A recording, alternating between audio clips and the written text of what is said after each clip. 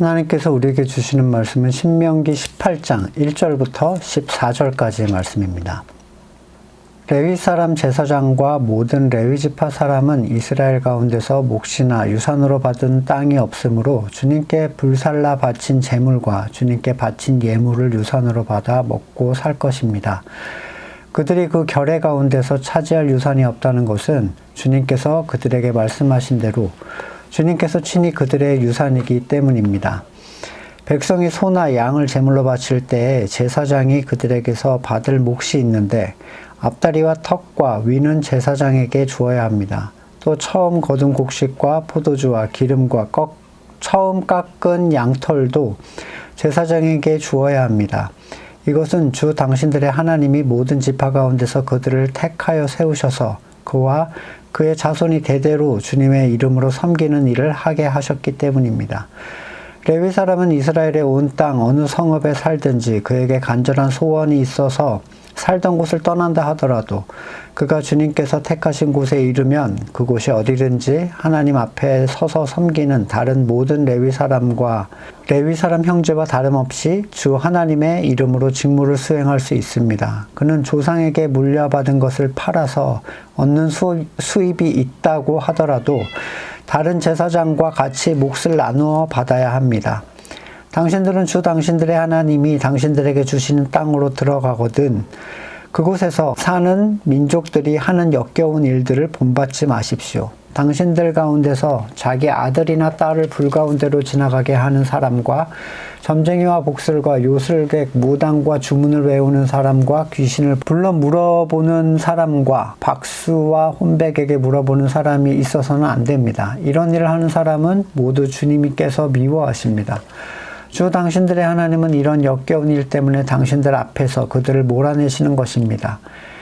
당신들은 주 당신들의 하나님 앞에서 완전해야 합니다. 당신들이 쫓아낼 민족들은 점쟁이나 복술가들의 이야기를 듣지만 주 당신들의 하나님은 당신들에게 그런 것을 용납하지 않으십니다. 아멘. 정품과 무조품은 비슷하게 생겼지만 그 가치의 차이는 엄청납니다. 구매자가 속아서 정품 가격의 모조품을 사게 되는 경우도 있지만 구매자 자신이 정품의 가치로 자기를 꾸미고 싶은데 재력의 부재로 의도적으로 모조품을 구매하여 사는 경우도 있죠. 후자의 경우야 자기가 정품과 모조품의 가치를 알고 거기에 합당한 값을 치르고 선택한 거기 때문에 손해보는 존재는 진짜를 파는 판매자가 되겠지만 전자의 경우에는 정품 판매자와 구매자 모두가 이 모조 판매자에게 피해를 보는 경우가 됩니다. 시계, 장신구 같은 경우에야 그렇다고 치지만 만약에 그게 의약품이나 식품이라고 하면 어떻겠습니까? 사람의 생명과 직접적인 관계가 있는 경우에 그것을 먹고 죽음에 이르게 되는 상황이라면 또 얘기가 달라질 것입니다. 신문에도 나왔던 내용들이죠. 중국에서 파는 골판지 만두, 골판지를 갈아서 고기처럼 하는 만두, 또는 폐 기름을 다시 식용유로 바꾼다든지, 오징어를 만들어낸다든지, 오징어를 만들더라고요. 진짜 오징어 같아요. 달걀을 진짜처럼 만들어서 먹는 건데 파는 거예요. 가격은 얼마 되지 않아도 롤렉스 속는 것보다 더 무시무시하게 속는 거죠. 아직 거듭나지 못한 사람은 이 영적인 진품 그리고 가품을 구별해내지 못합니다. 그것은 하나님께서 주신 생명을 통해서만 구별할 수 있는 것이기 때문입니다. 요한복음 10장 3절이야. 문지기는 목자에게 문을 열어주고 양들은 그의 소리를 알아듣는다. 그리고 그의 목자는 양들의 이름을 하나하나 불러서 이끌고 나간다. 자기 양들을 다 불러낸 다음에 그는 앞서가고 양들은 그를 따라간다. 양들이 목자의 목소리를 알고 있기 때문이다. 양들은 결코 낯선 사람을 따라가지 않을 것이고 그에게서 달아날 것이다. 그것은 양들이 낯선 사람의 목소리를 알지 못하기 때문이다. 사탄은 모조품을 만들어 놓습니다. 육적인 생명의 선이 아니라 영원한 생명을 해할 수 있는 먹을 수 없는 것들을 잔뜩 만들어 놓고 진짜처럼 팔아대죠. 많은 사람이 모인 곳에 사람은 끌려가기 마련입니다. 도대체 뭘 하는데 저렇게 많이 모인 걸까? 그렇지 않습니까? 호기심을 불러일으키죠. 분명히 사람들의 호기심을 자극할 만한 무엇인가가 있을 것이다 라고 생각을 하는 겁니다. 그렇지 않으면 저렇게 많은 사람이 있을 리가 없지 않겠습니까? 약장수가 정작 약을 팔기 전에 원숭이, 뱀, 신기한 것들을 늘어놓고 북소리를 쿵쿵대면서 사람들의 시선을 모으는 것은 사람을 일단 끌어들이기 위해서예요. 거기에는 바람잡이를 하는 사람들도 있습니다. 그리고 그 많은 인파를 보고 끌려가는 어리숙한 사람들이 이제 많이 모였다 싶을 때 본론을 꺼내죠. 이 약을 한번 잡숴봐라. 이 약으로 말할 것 같으면 어쩌고 저쩌고 막 늘어놓습니다. 새 언약의 시대에는 분명히 세상에 속한 사람들이 들을 수 없는 내면의 소리라는 게 있습니다. 이것은 우리가 먹을 수 없는 것이다 라는 분명한 소리가 있고 근원을 알 수 없는 마음의 불편함이라는 게 있어요. 하지만 구약은 그렇지 않았습니다. 그들은 택함을 받았지만 하나님의 영을 가지고 있지 않았습니다. 택함을 받았지만 하나님의 소리를 들을 수 있는 귀가 없었어요. 구약에서 사탄은 뱀을 통해서 하나님께서 너희에게 동산의 모든 열매를 먹지 말라 하시더냐 라며 그들을 꿰어낼 떡밥을 던지죠. 하와는 어떤 저항도 해보지 못하고 순식간에 그 꼬임에 넘어갔고 아담은 그러한 하와를 따라갔고 결국 그들은 자신 스스로가 보잘것없는 왕이 되어서 하나님의 동산으로부터 쫓겨나가야 했습니다. 하나님께서 택하신 육적 이스라엘은 진짜와 가짜를 구별할 수 있는 내면적 생명이 없었던 존재들이에요. 여기에 바로 레위의 중요성이 담겨 있습니다. 오늘 본문에서 두 가지 대조군이 나오는데 1절부터 8절까지는 레위 지파, 9절부터 14절까지는 가나안 민족의 문화대로 무속을 행하는 사람들이에요. 레위라는 이 이름의 뜻은 연합입니다. 레아는 자신이 야곱과 연합하게 될 것이라는 소망으로 아들의 이름을 레위로 지었지만 하나님께서는 레위를 들어서 하나님과 하나님의 백성을 연합하는 자로 세우셨어요. 이스라엘 백성은 레위 지파를 통해서 하나님의 뜻을 알고 하나님의 뜻을 실천할 수 있었습니다. 레위는 하나님의 성소에 관계되는 모든 일들을 했는데 이 일이 매우 중요한 까닭은 그들이 결국 진품과 가품을 구별할 수 있도록 이스라엘 백성을 돕는 사람들이었기 때문입니다. 민수기 1장 53절에 레위인은 증거성막 사방에 진을 쳐서 이스라엘 자손의 회중에게 진노가 임하지 않게 할 것이라. 레위인은 증거의 성막에 대한 책임을 지킬지니라. 레위인이 하나님의 일에 집중할 수 있도록 하신 것은 이스라엘이 행여라도 거룩하심을 범함으로써 하나님의 진노로부터 그것을 피할 수 있게 하시기 위한 하나님의 방식이었습니다. 그러니까 하나님과의 모든 접촉은 레위를 통해서 이루어졌어요. 율법은 우리가 알다시피 그것을 지키지 못했을 때 책임이 오는데 단순히 금전적 수준의 피해가 아니라 이 목숨을 내놔야 되는 핏값으로 취해버리는 그런 대가였죠. 따라서 레위인이 하나님의 일에 성실하게 집중하는 것은 이스라엘 자신을 위한 것이었습니다.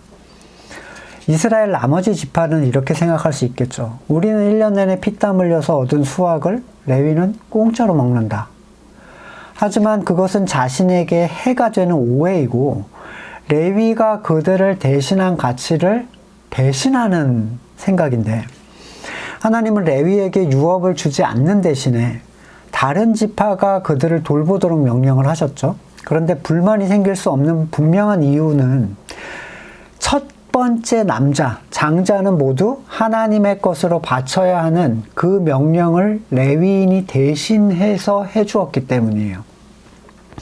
민수기 3장 12절 보라, 내가 이스라엘 자손 중에서 레위인을 택하여 이스라엘 자손 중에 태를 열어 태어난 모든 자를 대신하게 하였은즉 레위인은 내 것이다. 이것은 그냥 대충 대충 바꾸는 막교환이 아니라 정확하게 일자리 숫자까지 맞춘 숫자적인 교환이었는데, 민수기 3장 47절에 한 사람의 5세겔씩 물도록 하여라. 세겔은 성소에 따르는 방식대로 20게라를 한 세겔로 계산해라. 그 돈은 아론과 그 아들들에게 주어서 나머지 사람을 물어내기 위하여 치른 속전으로 삼아라. 그리하여 모세는 레위 사람을 대신 세워 속하고 나머지 사람에게서 속전을 거두었다. 그가 이스라엘 자손의 마다들에게서 거둔 속전은 성소의 세겔로 1365세겔이었다. 주님께서 말씀하신 대로 모세는 그 속전을 아론과 그의 아들들에게 주었다. 모세는 이처럼 주님께서 명하신 대로 하였다.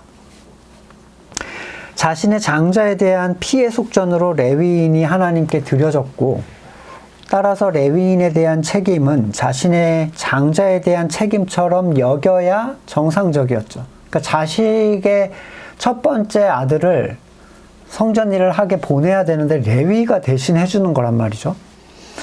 레위를 하나님의 것이라고 하신 것은 그들이 다른 지파보다 특별하기 때문이 아니라 그들이 첫 장자를 대신하는 속전으로 하나님께 드려졌다는 이유 때문인데, 그런데 세월이 지나고 자기의 개인적인 일들이 늘어나고 하나님에 대한 신앙이 떨어지고 하나님의 율법을 등한시하게 될 때 결국 레위는 소외될 수밖에 없었고, 돌봄을 받지 못한 레위인이 발생하면 이스라엘 백성 자신에게 해가 되는 결과가 돌아오게 됩니다.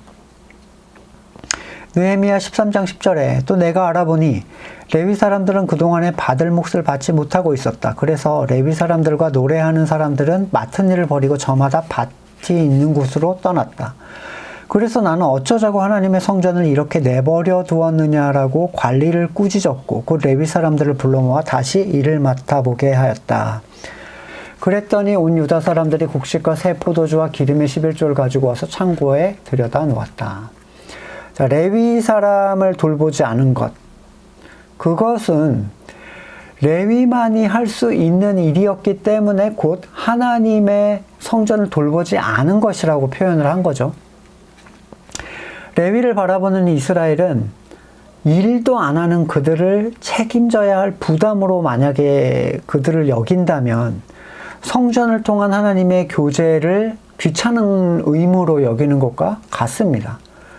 이 공동체성이라는 것은 모든 민족이 연합해서 하나님을 알아가고 하나님의 뜻을 행할 수 있도록 의도하시는 중심에 있는데, 실제로 이스라엘은 그들을 돌보는 것을 손해라고 여기고 또는 굉장히 부담스럽게 귀찮은 것으로 생각을 했어요.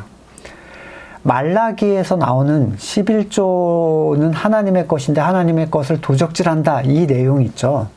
이 의미는 바로 이 레위인을 자신의 장자 대신 하나님의 것으로 속전으로 드린다 해놓고 그들을 책임지지 않은 이스라엘에 대한 책망이에요. 따라서 지금과 같이 이방으로 새 언약이 전파된 상황에서 지파도 없죠. 또 책임져야 될 레위인도 없죠. 속전도 없죠.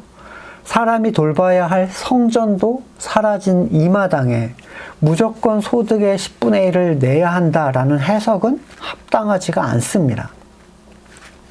오늘 본문 1절을 보시면 이스라엘 사람들이 레위인들에게 주는 것은 주님께 바친 것의 일부예요.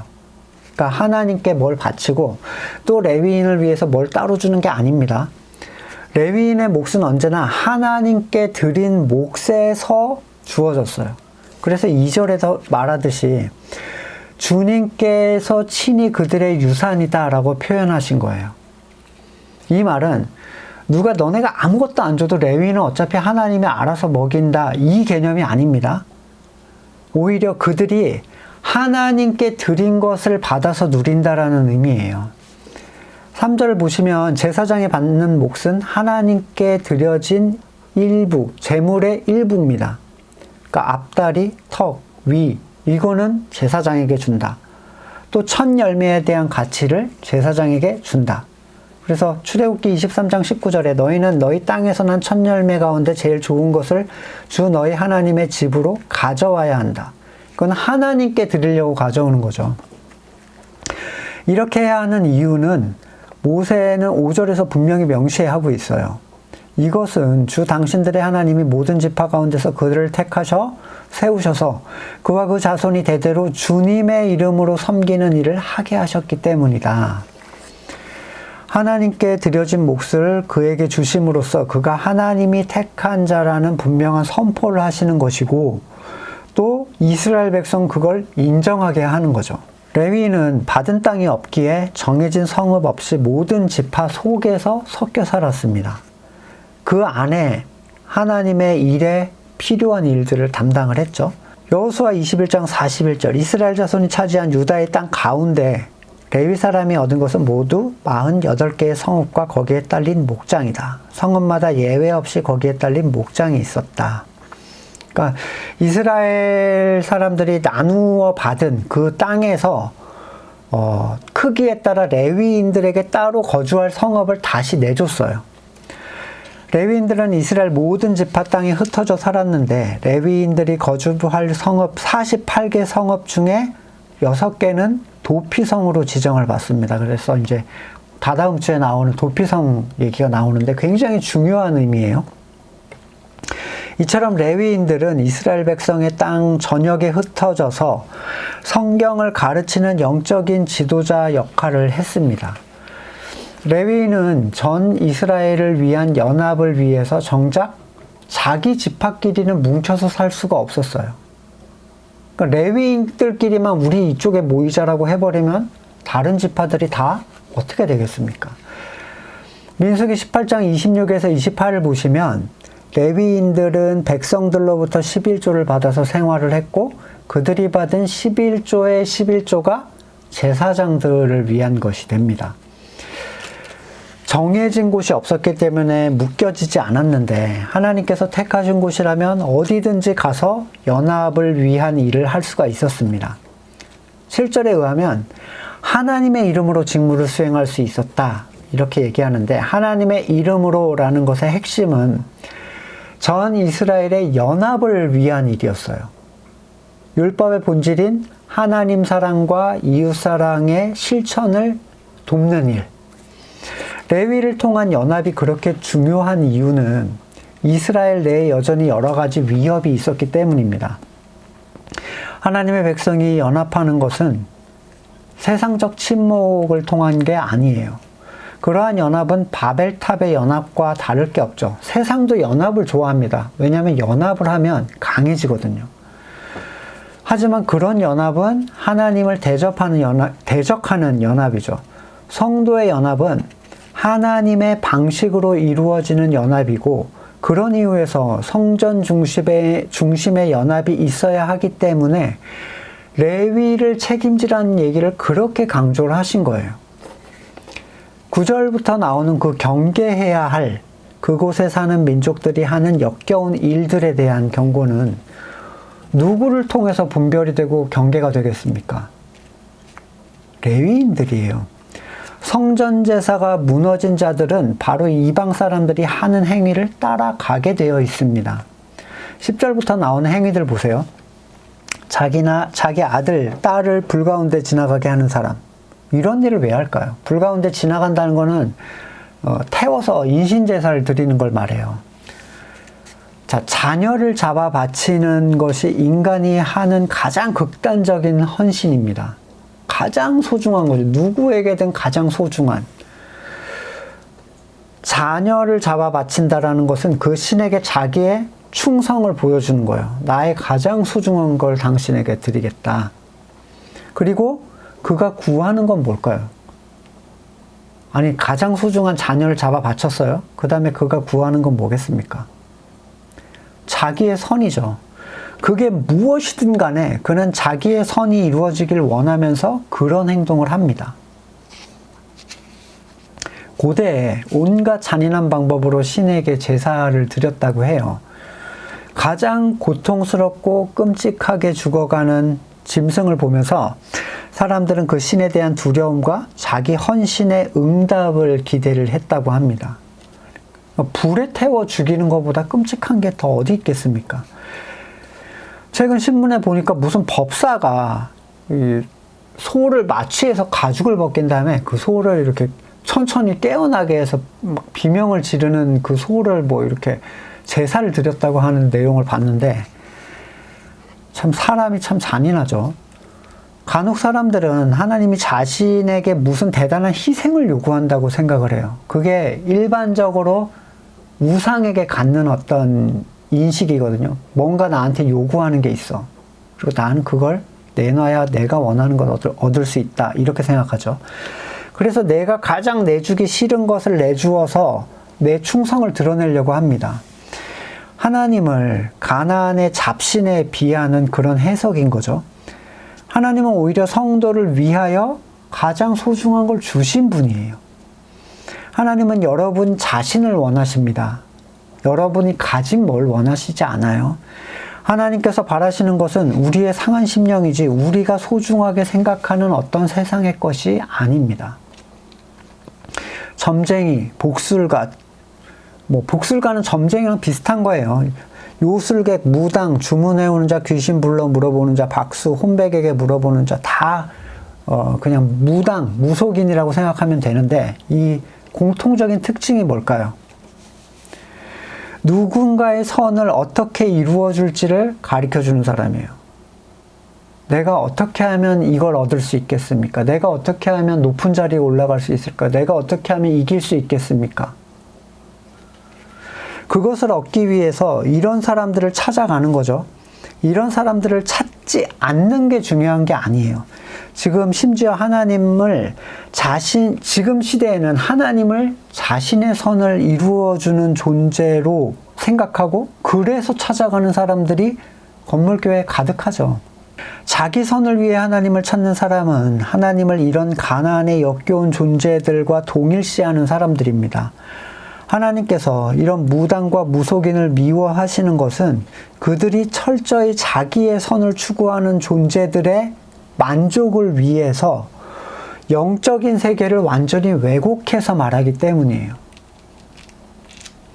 선택의 문제에 있어서 지역, 학교 이런 거 나를 물어서 정합니다. 무속인한테.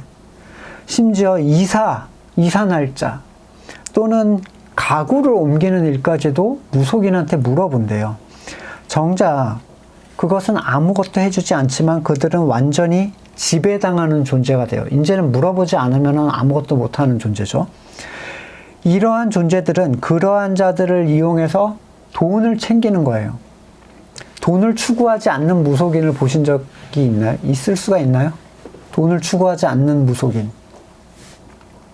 점쟁이와 무당들의 목적은 언제나 돈을 모으는 데 있습니다. 자, 하나님께서 택하지 않은 사람들은 이걸 받아들일 수가 없어요. 왜냐하면 내 선이 부정되면 남는 게 아무것도 없는데요. 전에 어떤 교회에서 집사님들을 모아놓고 젊은 집사님들을 모아놓고 하나님은 우리 선을 이루어주려고 오신 분이 아니다 그랬더니 한 남자 집사님이 그러면 하나님을 믿을 이유가 없는데요 라고 되게 크게 말씀을 하시더라고요. 그냥 보편적인 생각인 거예요. 그게 다. 세상에 속한 사람들은 내 선이 부정된다는 것 자체를 견디지 못합니다. 그러면 아무것도 없으니까요. 그것을 이룰 수 없을 때 그들은 삶의 이유를 찾을 수가 없어요. 아주 작은 것에서라도 만족, 조그만 선이 이루어진다라고 믿을 수가 있어야 조금 안심이 되는 거죠. 어찌 보면 세상은 자기 선을 이루기 위해서 동분서주하는 존재들로 가득 찬 곳입니다. 택하신 자들이 이러한 자기 선의 굴레와 유혹으로부터 보호를 받는 것은 참된 것에 온전히 연합되어 있을 때이고 그것은 그가 참된 교회로서 연합했을 때 누리는 보호예요. 이스라엘이 레위인을 돌보는 것과 가나안이 무당에게 복채를 내는 것, 그게 같은 것이라고 생각을 하십니까? 무당과 내가 하나인가요? 무당과 내가 하나의 아버지를 섬기는 존재인가요? 본문을 전혀 이해하지 못한 결과죠. 저는 충분히 설명을 드렸다고 생각하는데 거듭난 분들에게는 구약에서는 성전 제사가 바르게 행해질 때 이러한 가나안의 풍속으로부터 안전할 수가 있었어요. 그러니까 우선순위의 문제죠. 레위를 통해서 바르게 연합된 이스라엘은 가나안의 것으로부터 안전합니다. 연합이 무너진 이스라엘은 가나안의 것을 따라가게 되어 있어요. 18장 13절에 당신들은 주 당신들의 하나님 앞에서 완전해야 합니다. 어떻게 이게 가능할까요? 이 완전을 위해서 성경이 이 백성들에게 요구하는 게 뭘까요? 레위를 통한 온전한 연합이에요. 하나님께서 보시는 완전함은 하나님의 뜻 안에 있는 것이고 그것은 그들이 율법 안에 있을 때만 가능한 것이었는데 그게 불가능한 것이었죠. 그래서 옛 언약은 실패로 끝나고 새 언약이 나타나게 됩니다. 새 언약의 시대에 레위를 통한 연합을 어떻게 봐야 할까? 지금은 지파의 개념도 사라졌고 율법적 적용도 영적인 의미로 다르게 해석이 되고 있어요. 그럼에도 불구하고 하나님께서 육적 이스라엘의 레위인과 오버랩이 되는 인물들을 새 언약 안에서 세우시겠다는 것은 구약에서도 신약에서도 둘 다 언급이 되고 있는 얘기입니다. 이사야 66장 18절 이하에 내가 그들의 일과 생각을 알기에 언어가 다른 모든 민족을 모을 때가 올 것이니 그들이 와서 나의 영광을 볼 것이다 라면서 쭉 이 새 언약이 성취되는 그 장면을 얘기하면서 21절에 그리고 나도 그들 가운데서 제사장과 레위 사람으로 삼을 자를 택하여 세우겠다. 주님께서 말씀하신다. 자, 성경은 분명히 새 언약의 시대에도 레위인의 역할을 감당할 자를 택하여 세우시겠다고 얘기를 하고 있죠. 그리고 이것은 구약의 혈통을 통한 게 아니라 하나님의 택하심이에요. 레위인은 하나님과 택한 백성이 교제하고 연합할 수 있도록 돕는 존재입니다. 하나님의 뜻을 알리고 어떻게 해야 하나님께 바른 제사를 드릴 수 있는지, 어떻게 하나님을 사랑하고 형제를 사랑할 수 있는지를 돕는 사람들. 로마서 12장 1절 형제자매 여러분, 그러므로 나는 하나님의 자비하심을 힘입어 여러분에게 권합니다. 여러분의 몸을 하나님께서 기뻐하실 거룩한 산 제물로 드리십시오. 이것이 여러분이 드릴 합당한 예배입니다.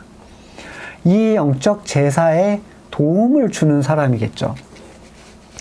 디모데후서 2장 9절 나는 이 복음 때문에 고난을 당하며 죄수처럼 매여 있으나 하나님의 말씀은 매여 있지 않습니다. 그러므로 나는 하나님께서 택하여 주신 사람들을 위해서 모든 것을 참고 있습니다. 이것은 그들도 또한 그리스도 예수 안에 있는 구원을 영원한 영광과 함께 얻게 하려는 것입니다. 자, 바울의 사역 대상은 모든 인류가 아닙니다. 택하여 주신 사람들이고 그 택하신 자들이 이미 다 구원에 이른 것이 아니라 얻어야 할 목표를 향하여 나아가는 존재임을 말하고 있어요. 고린도후서 11장 2절 나는 하나님께서 보여주신 열렬한 관심으로 여러분을 두고 몹시 마음을 씁니다. 나는 여러분을 순결한 처녀로 그리스도께 드리려고 여러분을 한 분, 남편 되실 그리스도와 약혼을 시켰습니다.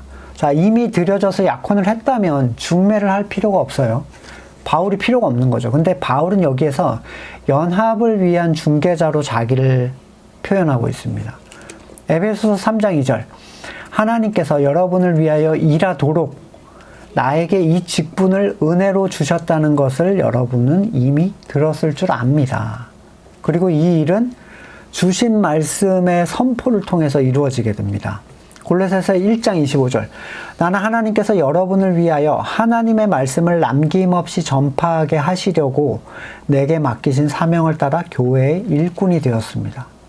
교회의 일꾼이 됐다는 게 아까 성전에서 일하던 그 사람들과 오버랩이 되는 거예요.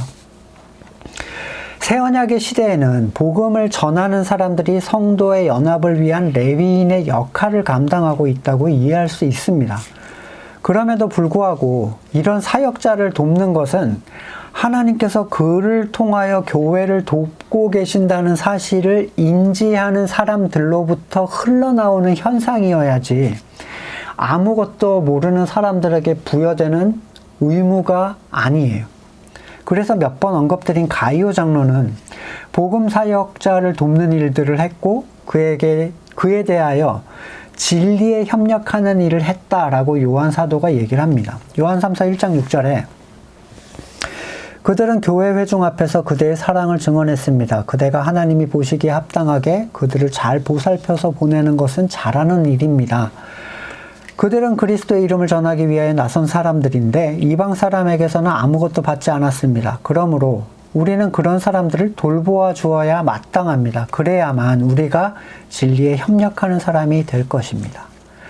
하지만 바울은 이런 도움을 요청하는 일들에 대하여 그런 말을 할 수 없는 성도들과 그런 말을 할 수 있는 성도가 있다는 것을 얘기하고 있는데 본문에서 말하는 이방 사람들에게는 아무것도 받지 않았다라는 것은 그들이 아직 교회됨의 가치와 의미를 알지 못하기 때문이에요. 그러니까 도와달라는 얘기를 할 이유가 없어요. 아직 형제됨을 모르니까. 고린도후서 11장 8절 나는 여러분을 섬기기 위하여 삭슨 다른 여러 교회에서 받았습니다. 이 여러분은 누구예요? 이방인들인 고린도 교회 사람들이죠. 그것은 다른 교회에서 빼앗아 낸 셈입니다. 야, 나 도와줘 라고 얘기를 한 거예요. 나 얘네 사역을 해야 돼 라고 요청을 한 거죠. 그러나 이런 요청을 불렀던 사람들은 그 가치를 알고 그런 협력이 영적 교회에 도움이 된다는 것을 아는 사람들이에요. 로마서 15장 16절이야. 하나님께서는 이 은혜를 내게 주신 것은 나로 하여금 이방 사람에게 보내심을 받은 그리스도 예수의 일꾼이 되게 하여 하나님의 복음을 전하는 제사장의 직무를 수행하게 하려는 것입니다. 그리하여 이방 사람들로 하여금 성령으로 거룩하게 되게 하여 하나님께 기쁨으로 받으실 제물이 되게 하시려는 것입니다. 영적 제사를 진행하는, 그러니까 하나님의 성전에서 일하는 존재로 자기를 묘사하고 있죠. 그러므로 나는 하나님을 섬기는 일을 그리스도 예수 안에서 자랑스럽게 생각합니다. 그리스도께서 이방 사람들을 복종하게 하시려고 나를 시켜서 이루어 놓으신 것 밖에는 나는 아무것도 감히 말하지 않겠습니다.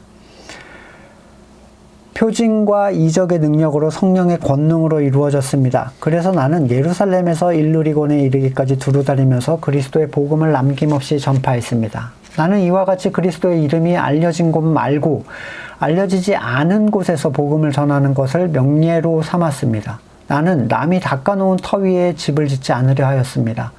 성경에 이렇게 기록한 바 그의 일을 알지 못하던 사람들이 보게 될 것이요 듣지 못하던 사람들이 깨닫게 될 것이다 한 것과 같습니다.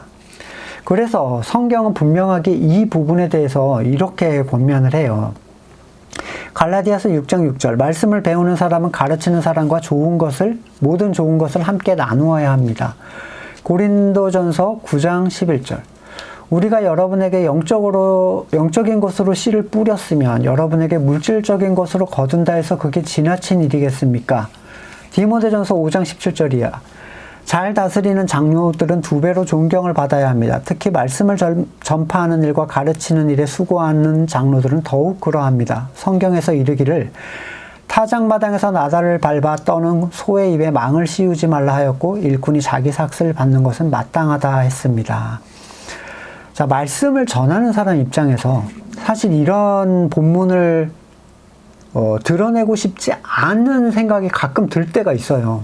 그러니까 뭐 구걸하고 싶지 않고 남한테 도움받고 싶지 않고 그것 때문에 나는 말씀을 전하는 게 아니야.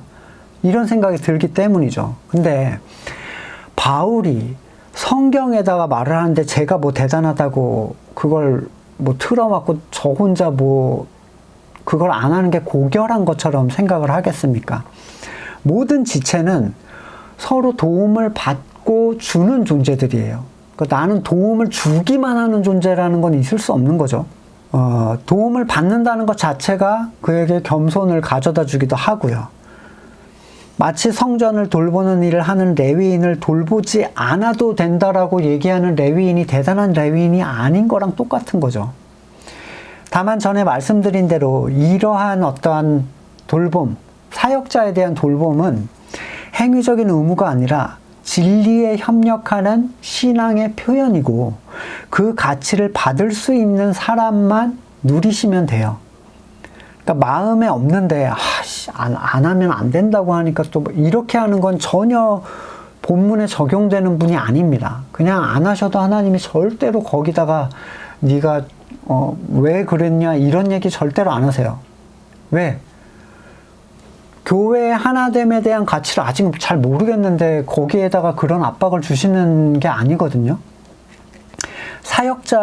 복음 사역자를 돕는 일은 하나됨의 가치로서 흘러나올 때만 그 가치가 있습니다. 레위인은 11조를 받기 위해서 레위인이 된 존재가 아니죠. 그렇듯이 사역자도 그렇습니다. 에베소서 3장 7절. 나는 이 복음을 섬기는 일꾼이 되었습니다. 내가 이렇게 된 것은 자원에서가 아니죠. 하나님께서 그분의 능력이 작용하는 대로 나에게 주신 그분의 은혜의 선물을 따른 것입니다. 하지만 하나님은 하나님의 것으로 레위인을 먹이셨어요. 레위인은 이스라엘 민족으로부터 도움을 받지만 그것은 하나님의 것으로 채우시는 하나님의 은혜였습니다. 성도의 연합을 위하여 힘쓰는 복음의 사역자들을 통하여 세상에 속한 가나안의 물결로부터 온전히 교회를 보호하게 하시는 게 하나님의 뜻이에요. 다른 지체를 돕기만 하는 지체라는 건 있을 수 없습니다. 온전한 연합을 통해서 머리 대신 그리스도의 뜻을 삶 속에서 누리고 또 발견할 수 있는 우리가 되기를 소망합니다. 말씀을 놓고 같이 기도하겠습니다. 우리를 하나의 교회로 삼아주시고 온전히 그리스도의 은혜로 하나로 연합하게 하심을 감사드립니다. 힘써 형제를 사랑하며 말씀으로 하나됨으로써 세상과 구별되고 그 연합으로 또한 온전히 보호받는 우리가 되도록 은혜를 베풀어 주시옵소서. 명절 기간 온전히 그리스도를 드러내는 우리가 되기를 소망합니다. 우리의 입술과 생각을 지켜주시기를 바라며 예수님의 이름으로 기도드립니다. 아멘.